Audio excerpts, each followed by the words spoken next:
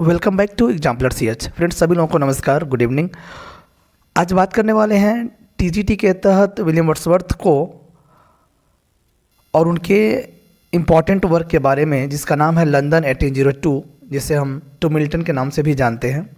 आज का हाईलाइट बता देते हैं। आज हम लोग चर्चा करने वाले हैं लंदन 1802 टू मिल्टन, एंड एक पोएम और है उनका, कंपोज्ड अपॉन वेस्टमिंस्टर ब्रिज, और तीसरा आज का पोएम होगा फ्रेंड्स रूथ। ठीक है, तीन इंपॉर्टेंट उनके पोएम हैं, उनका जिक्र करने वाले हैं ऑनलाइनर के थ्रू। आइए वीडियो शुरू करते हैं। लाइक और शेयर करना मत भूलिएगा। Question number 1, London 1802 to Milton is Wordsworth sonnet. तो आपको पहले ही बता दे रहा हूँ, 523 सोनेट उन्होंने लिखा है, जिसमें से लंदन 1802 जो है या टू मिल्टन एक सोनेट है। वर्ड्सवर्थ इन ओक्स मिल्टन, इस सोनेट में विलियम वर्ड्सवर्थ मिल्टन को आह्वान करते हैं। आह्वान मतलब समझ रहे हैं ना, प्रकट करना, बुलाना, दोबारा बुलाना, आह्वान करते हैं। Milton stands for Lofty ideals, और यहाँ पर मिल्टन को स्टैंड्स फॉर मतलब दिखाया गया किसके लिए, लॉफ्टी आइडियल्स। लॉफ्टी मतलब होता है ऊंचा, आइडियल्स मीन्स आदर्श। यानी जॉन मिल्टन ने इंग्लैंड को बहुत कुछ दिया है और उनके उच्च आदर्शों की वजह से उन्हें आह्वान किया जा रहा है। ठीक है, और यहाँ पर मिल्टन को किसके स्टैंड्स के लिए किया गया है, लॉफ्टी आइडियल्स के लिए स्टैंड करता है मिल्टन का जो नाम है। The poet feels that Milton should be alive at this time. Poet ऐसा महसूस करता है फ्रेंड्स कि मिल्टन को इस समय जिंदा होना चाहिए था। ठीक है, क्यों? People have lost inward happiness. इस समय इंग्लैंड में लोग जो है क्या, लॉस्ट मीन्स खो चुके हैं, इनवर्ड मीन्स आंतरिक, हैप्पीनेस माने खुशियाँ, यानी लोग अपने अंदर की खुशियों को खो दिए हैं। ठीक, लव ऑफ फ्रीडम यानी स्वतंत्रता का जो प्रेम है, एंड वर्चू, वर्चू माने good quality, are no more found in the people. कह रहा है कि लोगों में जो प्रेम है, स्वतंत्रता का जो प्रेम है और अच्छे गुणों का जो प्रेम है ना, वो नहीं मिल पा रहा है। No more found in the people, लोगों के बीच है या नहीं है, बिल्कुल नहीं है प्रेम। ठीक, कह रहे इसलिए उन्हें होना चाहिए था, ताकि वो इस बात को बताते और लोग उनकी बातों का अमल करते हैं। व्हाट रिमेंस, अच्छा बचा क्या है, तो कह रहा है is the selfishness of the people. लोगों का जो स्वार्थ है ना फ्रेंड्स, स्वार्थ है ना, सिर्फ यही बचा है लोगों के बीच। ठीक, the country has become a marshy land. Marshy मन होता है दलदली, दलदली भूमि बन चुका है कंट्री। एक चीज़ अभी आपको हम बताने वाले हैं फ्रेंड्स, जो अगला हमारा पोएम है कंपोज्ड अपॉन वेस्टमिंस्टर ब्रिज, दोनों एक दूसरे के अपोजिट दिखेंगे। लंदन 1802 में विलियम वर्ड्सवर्थ क्या क्या कह रहे हैं, और अभी उसी इंग्लैंड और लंदन के बारे में प्रशंसा करते हुए नजर आएंगे। यहाँ पर बता रहे हैं कि मार्सी लैंड हो चुका है, यानी दलदली भूमि के समान हो चुका है पूरा देश। आगे बढ़ते हैं। Milton can raise them again, Milton उन्हें पुनः क्या कर सकते हैं, ऊपर उठा सकते हैं, यानी अच्छा बना सकते हैं।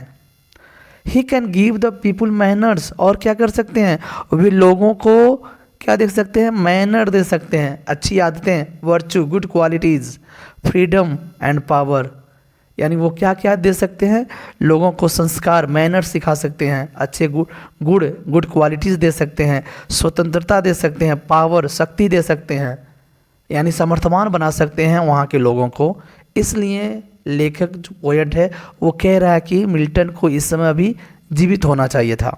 ही इज़ अ स्टार, अब किसके लिए, मिल्टन को बोला जा रहा है कि वो एक स्टार हैं, दैट ड्वेल्स मीन्स रहते हैं, by its self without equal. Without equal मतलब बिना समान के वह हमसे दूर रह रहे हैं इस समय। His voice is revealed in his poems, कह रहे हैं कि उनका जो वॉइस है ना, उनके पोएम्स में प्रकट किया गया है, दिखा है। उनका जो वॉइस है ना, उनके पोएम्स के माध्यम से हम जानते हैं, प्रकट हुआ है उनकी आवाज़। This voice is as powerful as a trumpet, और उनका जो वॉइस है ना, आवाज़ है ना, इतना शक्तिशाली है जितना कि एक ट्रम्पेट। ट्रम्पेट मैंने समझ लिया, ड्रम जो बजता है ना, तुरही, यानी जो आवाज़ तेज होता है ना, ठीक उसी तरह से पावरफुल है इनकी वॉइस। इसीलिए जो पोएट है वो उनको आह्वान करने की कोशिश कर रहा है कि आपको इस समय इंग्लैंड में होना चाहिए था, जिंदा होना चाहिए था। The poet conclude saying that Milton should come again to reform the people. और कह रहा है, पोएट कंक्लूड्स करता है, निष्कर्ष निकालता है यह कहते हुए कि मिल्टन को पुनः आना चाहिए और यहाँ के लोगों को रिफॉर्म करना चाहिए, शुद्ध करना चाहिए, सुधार करना चाहिए। This sonnet is a tribute to Milton. और यह विलियम वर्ड्सवर्थ का जो सोनेट है फ्रेंड्स, वह एक ट्रिब्यूट है, एक तरह श्रद्धांजलि है, किसको? मिल्टन को। First it publish under the title to London 1802। बता रहा है कि पहले यह पब्लिश हुआ था लंदन 1802 के नाम से, but Wordsworth changes its title to Milton. लेकिन लंदन 1802 को वर्ड्सवर्थ साहब ने टू मिल्टन टाइटल दे दिया। आगे बढ़ते हैं। Milton's thou shouldst be living at this hour, England hath need of thee, she is a fen of stagnant water. देखिए कह रहा है कि ये सी आया है इंग्लैंड के लिए, she is a fen of stagnant water. Stagnant मतलब बदबूदार पानियों से, मतलब पानी से भरा हुआ है यह इंग्लैंड, इतना बेकार हो चुका है, इतना गंदा हो चुका है। इसलिए आपको इस समय क्या होना चाहिए था? जीवित होना चाहिए था, और इंग्लैंड को आपको बहुत ही ज़रूरत है इस समय। वी आर सेल्फिश मैन, हम लोग क्या हो गए हैं? स्वार्थ वाले व्यक्ति हो चुके हैं। O raise up, raise us up, return to us again. तो ये कह रहा है कि हमें आइए ऊपर की ओर लेकर चलिए, रिटर्न मतलब वापस आइए और हमें ऊपर आगे बढ़ाने की कोशिश करिए, हमें सुधारने की कोशिश करिए। Thy soul was like star, आपकी जो आत्मा है वह बिल्कुल स्टार की तरह है, जो हमसे दूर रहती, अलग दूर रहती है। ठीक है फ्रेंड्स, ये हम मिल्टन 1802 की बात कर रहे थे, टू मिल्टन कह सकते हैं, लंदन 1802 की बात कर सकते हैं। ठीक है, आइए आगे बढ़ते हैं। कंपोज्ड अपॉन वेस्टमिंस्टर ब्रिज, इसके बारे में जान लेते हैं। यह भी एक सोनेट है विलियम वर्ड्सवर्थ का। कह रहा है कि composed upon Westminster bridge is Wordsworth sonnet, यह भी सोनेट है और लंदन 1802 भी सोनेट ही था। आइए आगे बढ़ते हैं। The poet is touched by the great beauty of London. अब देखिए क्या कह रहे हैं कि बहुत ही टच्ड हो गए हैं the great beauty of London, London के एक महान सुंदरता की वजह से वो बहुत ही टच्ड में है लंदन के। एवरीथिंग लुक्स ब्यूटीफुल, सब कुछ बहुत सुंदर दिख रहा है। अंडर द स्मोकलेस स्काई, मतलब बिना क्लाउडलेस कह सकते हैं, बिना धुएं का या बिना बादल के नीचे जो सुंदर दृश्य है ना लंदन का, वह बहुत ही सब कुछ सुंदर दिखाई दे रहा है, ऐसा बताया जा रहा है। The poet has never seen such beauty and commonness in valley rocks and hill. कह रहा है कि पोएट ने कभी भी ऐसा सुंदरता देखा ही नहीं है, एंड कॉमनेस और शांति, जितना कि वैली में मिलता है, वैली माने घाटी, रॉक्स चट्टानों और पहाड़ियों में, यानी जितनी सुंदरता और कॉमनेस मतलब शांतिप्रिय जगह, वो इस समय लंदन में दिखाई दे रहा है जितना कि वैली या रॉक्स या हिल में दिखाई देता था। Clear? There is commonness all around, कह रहे चारों तरफ शांति ही शांति दिखाई पड़ रही है लंदन में। The great city appears to be sleeping, और एक महान शहर जो है सोता हुआ प्रतीत हो रहा है, यानी शांतिपूर्वक सोता हुआ प्रतीत हो रहा है, कहीं भी हल्ला गुल्ला बिल्कुल नहीं है। नेवर सा आई नेवर फेल्ट अ काम सो डीप, कह रहा है कि मैंने कभी भी महसूस नहीं किया, कभी मैंने ऐसा देखा नहीं, एक काम सो डीप, इतना गहरा सन्नाटा और इतनी शांति प्रिय जगह मैंने कभी नहीं देखा इस लंदन को। The rhyme of the poem is ABBA CD CD CD। तो ध्यान रखिएगा, वेस्टमिंस्टर जो ब्रिज है, कंपोज्ड अपॉन वेस्टमिंस्टर ब्रिज, उसका जो राइमिंग है वो ABBA CD CD CD। तो ध्यान रखिएगा, ठीक है। ये आपका क्वार्टराइन है, ये भी क्वार्टराइन है, ये कपलेट है। He has presented a beautiful contrast, कह रहा है कि बहुत ही सुंदर विरोधाभास उन्होंने प्रस्तुत करने की कोशिश किया है बिटवीन द कमर्शियल कैरेक्टर, यानी जो व्यवसायिक कैरेक्टर हैं उसके बीच एक सुंदर विरोधाभास प्रेजेंट करने की कोशिश किए हैं poet of the city during the day with the peaceful look in the early morning, यानी मॉर्निंग के समय में यह पूरा जो शहर है ना बहुत ही शांतिप्रिय और सुंदर दिखाई दे रहा है, और उसमें कह रहे हैं कि कमर्शियल जो कैरेक्टर है उसके बीच एक कंट्रास्ट दिखाने की कोशिश कर रहे हैं। कुछ लाइन देख लीजिए, कह रहा है कि the river glideth at his own sweet will, dear God the very houses seem asleep and all the mighty heart is lying still. कह रहा है कि रिवर ग्लाइडेथ ओवर इज जो स्वीट विल, यानी बहुत ही जो नदियां हैं वो बिल्कुल जड़ी हुई हैं ओन स्वीट विल और अपनी मधुर इच्छाओं में हैं। Dear God the very houses seem asleep, और कह रहा है कि जो प्रत्येक घर है लंदन में वह सब शांतिपूर्वक सो रहे हैं, नींद में हैं। And all the mighty heart, और सबके जो लंदन के अंदर जो सो रहे व्यक्तियों का जो मजबूत दिल है ना वह बिल्कुल शांतिपूर्वक पड़ा हुआ है, मतलब शांत है, स्टील है। ये लाइन है वेस्टमिंस्टर ब्रिज का, ठीक है, ध्यान रखिएगा। बढ़ते हैं आगे। एक और पोयम है जिसका सब title the influence of nature, important poem हो जाता है विलियम वर्ड्सवर्थ का यह, जिसका नाम है Ruth. Ruth is Wordsworth poem with the alternative title the influence of nature. तो ये स्टार लगा लीजिएगा। रूथ का जो सब टाइटल है वो द इन्फ्लुएंस ऑफ नेचर है। इट इज़ रिटेन इन 1799, 1799 में यह लिखा गया पोयम है। It is about Ruth who suffers much. यह एक रूथ नामक लड़की के बारे में है जो बहुत ही कठिन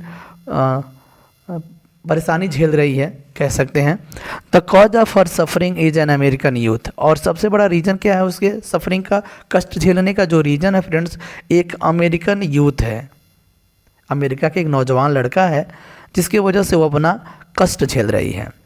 the poem presents the darker side of the influence of nature. अब इसमें पोयम जो है, पोएट जो है, यह प्रेजेंट करता है darker side of the influence of nature, यानी प्रकृति से जो प्रभाव मिला है ना उसका जो डार्कर साइड होता है, अंधेरा वाला जो हिस्सा है, उसको पोएट दिखाने की कोशिश करता है। कोई ज़रूरी नहीं है कि हम अगर प्रकृति से कुछ सीख रहे हैं ना तो वो ब्राइट ही हो, डार्क भी हो सकता है।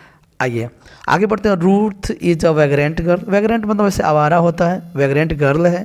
सी हैज़ लॉस्ट हर मदर, उसने अपनी माँ को खो दिया है। Her father marriage a second wife, इसलिए देखिए अपनी माँ को उसने खो दिया है। दूसरी बात कर उसके पिता की सेकेंड पत्नी है, मतलब उसके पिता ने दूसरी शादी कर लिया है। She wanders over hills and dales, और क्या कह रहा है, वह पहाड़ियों और घाटियों में अकेले घूमती नज़र आती है, यानी घूमती है। वह लड़की जो रूथ है वो पहाड़ियों और घाटियों में घूमती हुई नज़र आती है। व्हेन सी ग्रोज अप, और जब वो सयानी होती है, बड़ी होती है, तो she gives her hand to a wild American youth. जब वो बड़ी होती है तो वो अपना हाथ एक वाइल्ड, मैंने समझ रहे हैं ना, जंगली अमेरिकन नौजवान के हाथों में दे देती है अपना हाथ। This American youth is influenced by the violent manifestation of nature.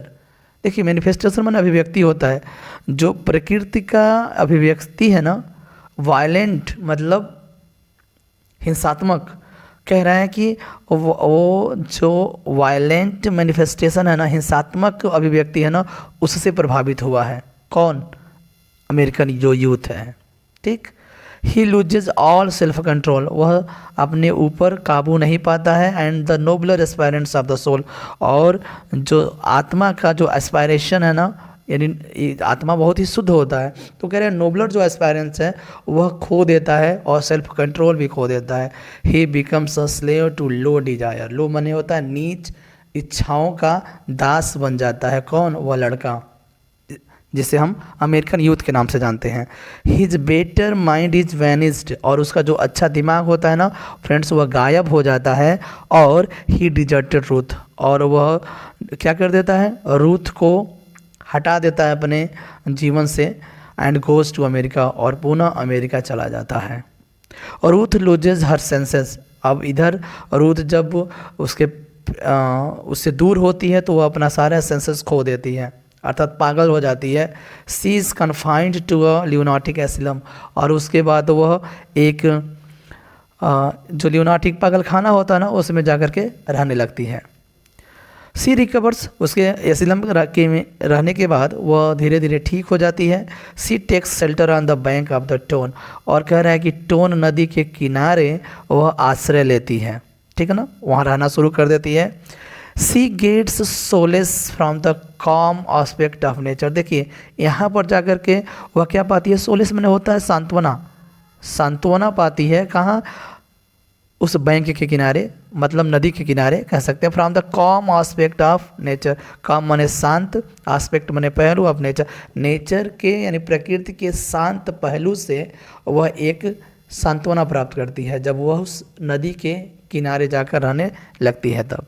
आगे कह रहे हैं she sets up a little toy water mills, कह रहे हैं कि वह क्या करती है, एक छोटा सा खिलौनों का टॉय वाटर मिल्स क्या करती है, सेटअप करती है। On the hill side and feels happy as she used to do in her childhood, और बहुत ही प्रसन्नतापूर्वक रहने लगती है जैसा कि वो पहले बचपन में रहा करती थी। This poem is not inspired, यह पोएम बिल्कुल प्रेरित नहीं है। Fine pictures are missing in this poem, वो कह रहा है कि जो अच्छे अच्छे पिक्चर्स हैं ना वो मिसिंग है इस पोएम में। ठीक है, ये रहा आज का कुछ important one liner based on London 1802 composed upon Westminster bridge and Ruth जो पोएम है। मिलते हैं कुछ और इंपॉर्टेंट वर्क के साथ, बने रहिए with Exemplars. Bye bye, take care.